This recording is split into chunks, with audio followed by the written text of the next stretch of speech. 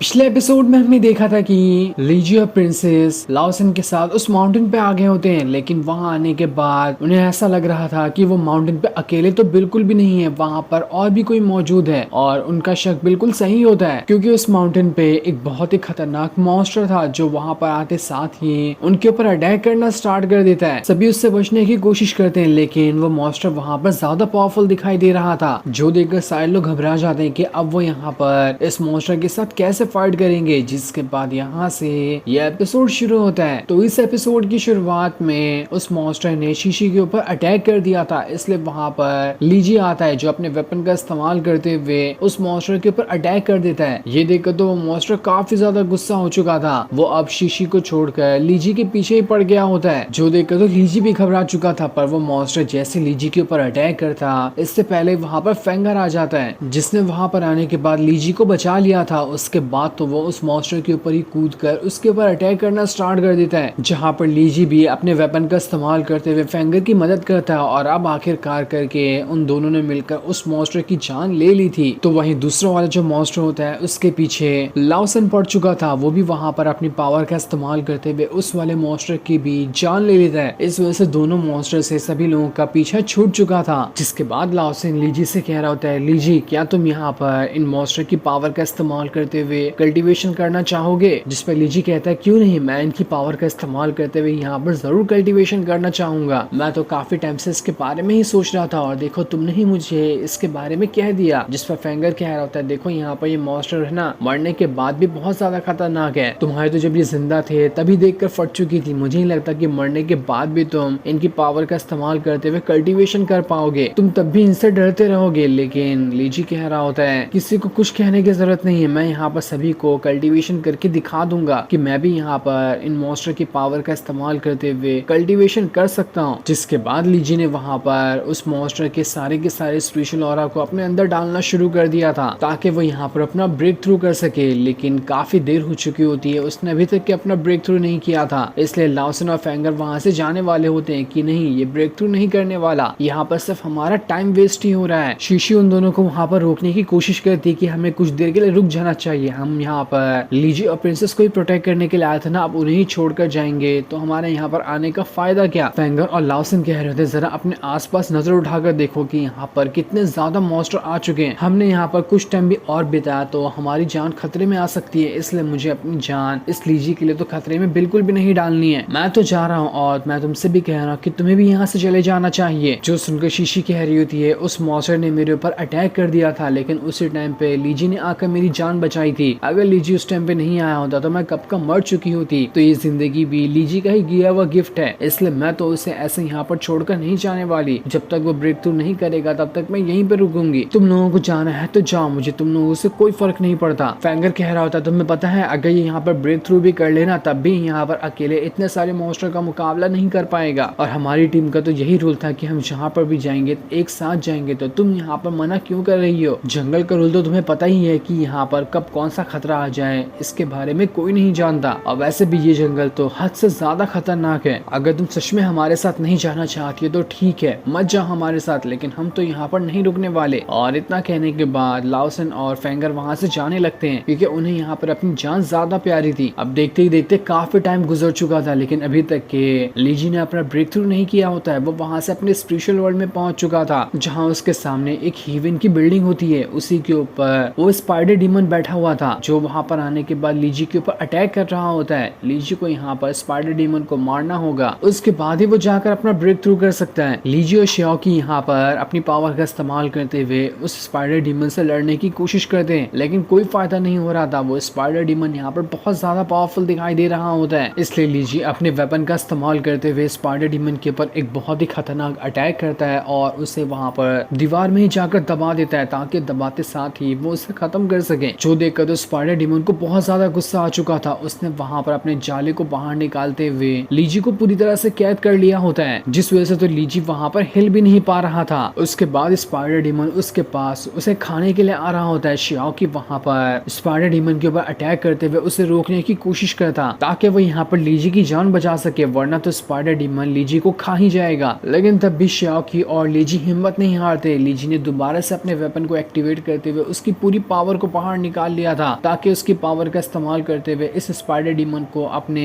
Weapon के अंदर ही डाल दे, ताकि बाद में जब जरूरत पड़ेगी तो लीजी उस वेपन के अंदर से स्पाइडर डीमन को बाहर निकालते हुए किसी के ऊपर भी अटैक करवा सकता है, क्योंकि उस टाइम वो उसका गुलाम बन गया होगा। जिसके बाद लीजी को अपने सामने एक टूटी हुई बिल्डिंग दिखाई देती है। उसे पता चल चुका था कि अगर वो यहाँ पर अपनी पावर का इस्तेमाल करते हुए उस बिल्डिंग को सही कर देगा तो उसका ब्रेक थ्रू हो सकता है। इसलिए वो वहां पर अपनी पावर का इस्तेमाल करते हुए उस बिल्डिंग को ठीक करने की कोशिश करता है, जिसे काफी देर की मेहनत के बाद आखिरकार उसने ठीक कर दिया था और अब वो बिल्डिंग बहुत ही ज्यादा सुंदर हो गई होती है, जिस वजह से तो लीजी का यहाँ पर ब्रेक थ्रू हो चुका था। ये देखकर लीजी बहुत ज्यादा खुश होता है कि चलो इतनी देर की मेहनत मेरी यहाँ पर आखिरकार रंग लाई, मैंने यहाँ पर अपना ब्रेक थ्रू कर लिया है। वो अपने ब्रेक थ्रू की पावर को टेस्ट कर रहा होता है कि अब मेरे पास कितनी ज्यादा पावर आ चुकी है, और उसके बाद सब सच में पहले से काफी ज्यादा पावर आ चुकी थी। तब वहां पर रियल वर्ल्ड के अंदर प्रिंसेस जो होती है लीजी को पूछ रही होती है, लीजी क्या तुमने अपना ब्रेक थ्रू किया, क्या तुम सही हो अभी? इसलिए लीजी को वहां पर होश आ जाता है। लीजी को जैसे होश आता है वो अपने आसपास देखता है तो उसे फेंगर और लाओसन कहीं दिखाई नहीं देते, जिसे देखकर वो परेशान हो जाता है कि उन धोखेबाज लोगों ने तो मुझे धोखा दे दिया। शीशी उससे कह रही होती है तुम्हें उन लोगों के बारे में सोचने की जरूरत नहीं है, वो लोग भरोसे के लायक भी नहीं है, मैं यहाँ पर तुम्हें प्रोटेक्ट करने के लिए हूँ, लेकिन ज्यादा कुछ सोचने की जरूरत नहीं है, तुमने मुझे पैसे दिए थे, मैं उसी का एहसान चुका रही हूँ। जिस पर लीजी कहता है अगर ऐसी बात है तो ठीक है, हमें जल्दी यहाँ से चलना चाहिए, हो सकता है कि हम लाओसन और फेंगर को आगे चलकर पकड़ लें, तब उसके साथ हम उन्हीं के साथ जाना शुरू कर देंगे। इसलिए वो तीनों वहां से आगे बढ़ना शुरू कर देते हैं। लेकिन काफी दूर तक चलने के बाद शीशी जो होती है वो बहुत ज्यादा थक चुकी थी। वो लीजी से कहती है मैं वो रास्ता सेंस नहीं कर पा रही जिस रास्ते से लाओसन और फेंगर आगे गए हैं, शायद मैंने उन्हें यहाँ पर खो दिया। और इतना कहने के बाद वो वहीं पर बेहोश हो जाती है। प्रिंसेस और लीजी शीशी को देखने की कोशिश करते हैं, क्योंकि जहाँ पर उस स्पाइडर डीमन ने उसके पर अटैक किया था वहां से काफी ज्यादा खून निकल चुका था। इसी वजह से शीशी यहाँ पर बेहोश हो गई, जिसके काफी देर बाद अब शीशी को वहां पर होश आता है, लेकिन तब भी वो काफी कमजोर महसूस कर रही थी। लीजी उससे कहता है देखो मुझे माफ कर देना, मेरी वजह तुम यहाँ पर इस मिशन पर आई और तुम्हें इतनी गहरी चोट लग गई। शीशी कहती है बकवास बातें करने की कोई जरूरत नहीं है, तुम आगे जाकर रास्ता देखो कि फेंगर और लाओसन किस तरफ गए हैं, मैं कुछ देर में खुद से ठीक। लेकिन लीजी कह रहा होता है नहीं, सबसे पहला हमारा ये काम है कि हमें तुम्हारी इंजरी को ठीक करना है, उसके बाद ही हम यहाँ से आगे बढ़ेंगे। लेकिन शीशी कह रही होती है घबराने की जरूरत नहीं, मैं यहाँ पर पूरी तरह से ठीक हूँ। लेकिन तभी जितना भी उसका खून बहा था